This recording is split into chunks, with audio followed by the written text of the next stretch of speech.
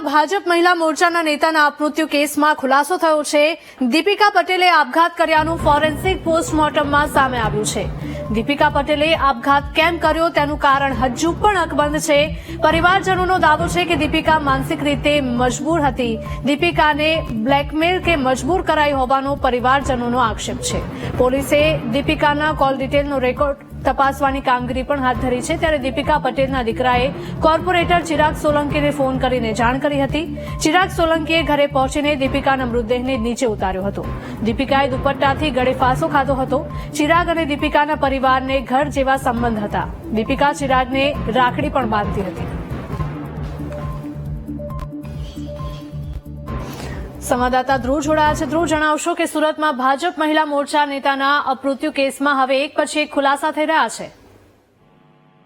બિલકુલ, સુરતના અલથા પોલીસ મથકના હદમાં આવેલ જે ભીમરા ગામ છે ત્યાં જે વોર્ડ નંબર 30 ની મહિલા મોરચાની ભાજપની પ્રમુખ જે કહી શકાય દીપિકા પટેલ તેણે આપઘાત કરી લીધો છે અને આપઘાત કર્યા બાદ ભારે ચકચાર મચી હતી। જે રીતે એક પછી એક તપાસ થઈ રહી છે। પહેલા હત્યાનું પણ જે છે તે આરોપ લાગ્યા હતા, ત્યારબાદ ફોરેન્સિક રિપોર્ટમાં સામે આવ્યું છે, તપાસમાં સામે આવ્યું છે કે મહિલાએ આપઘાત જ કર્યો છે। હવે આપઘાત કર્યા બાદ તેને કયા કારણોસર આપઘાત કર્યો તે દિશામાં પોલીસ તપાસ કરી રહી છે। બીજી તરફ જે સાથી કોર્પોરેટર જે છે ચિરાગ સોલંકી તેને સૌથી પહેલા ખબર પડી હતી, પરિવારને ન જાણ થઈને પહેલા તેને જાણ થઈ હતી, જેને લઈ પોલીસ તેની પણ ઉલટ તપાસ કરી છે। જે રીતે એક પછી એક પોલીસ શંકાની દિશાઓમાં તપાસ કરી રહી છે, તેમાં હાલ તો પોલીસે એફએસએલની ટીમની મદદ પણ લીધી છે। એફએસએલની ટીમ ઘટના સ્થળે પહોંચી હતી। ત્યાં પોલીસે મહિલા જે દુપટ્ટા વડે આપઘાત કર્યો હતો તેના દુપટ્ટો પણ કબજે લીધો છે અને પંખા સાથે આપઘાત કર્યો હતો, પંખાને પણ અત્યારે કબજે લઈને તપાસ કરી છે। બીજી તરફ પોલીસે ચિરાગની સોલંકીની પણ ઉલટ તપાસ હાથ ધરી છે।